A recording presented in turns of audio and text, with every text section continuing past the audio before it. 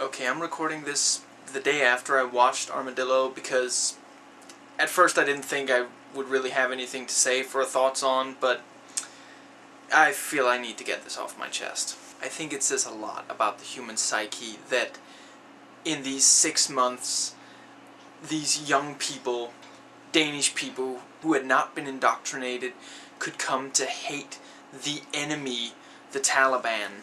You know, we tell ourselves that it could only happen in, Soviet Russia or Nazi Germany, where, they indoctrinate and punish anyone who doesn't agree with the overall ideology. But no, young people coming from a democracy with freedom of speech in 6 months could come to hate these people so much. The way they talked about them and the way they treated those corpses was disgusting. I noticed that every single time they talked about the Taliban, they said him, the Taliban, as if it was one person trying to strip them of all individuals. As far as I know, the same thing was done during the Vietnam War and the Second World War. I don't remember what it was that the Americans would call the Nazis, but I'm pretty sure under the Vietnam War, I think the US troops called the Viet Cong Charlie. My thought on that is that they're being so objective, they can't handle seeing the enemy as human beings with thoughts, emotions, and dreams.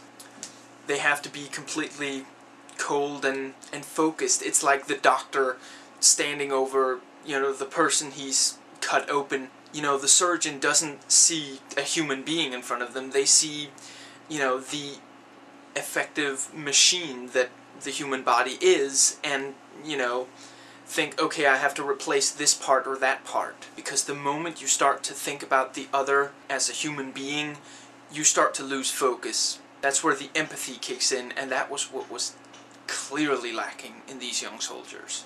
I also thought that this, intentionally or otherwise, did a really compelling job of conveying the fact that this is not the way to fight this war. The problem, as with several other areas, is that we keep thinking traditionally, and this is not a conflict between two nations. This is a conflict between two ideas, and you do not fight ideas with bullets.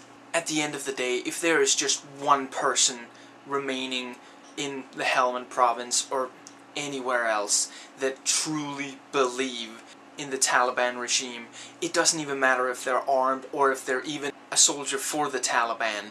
If just one person believes it, it can spread, especially when we're tramping around their fields, shooting their cattle, destroying their livelihood.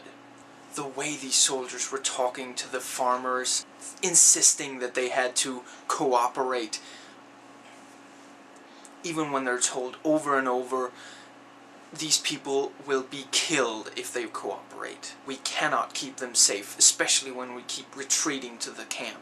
Every Taliban killed is a potential martyr. And as long as we're in the area, the Taliban can always walk up to these people and tell them, look at all that these Danes and Brits are destroying. Can't you see they're the bad guys, not us? I have to say, I really hope that this makes our politicians forget their fear of not being re-elected for just 2 seconds so that they can pull the troops out, or at least change the approach, because this is not working. Again, I realize this wasn't funny or light, and that's because the movie wasn't, and the subject isn't. It's current, it's relevant, and we need to do something about this.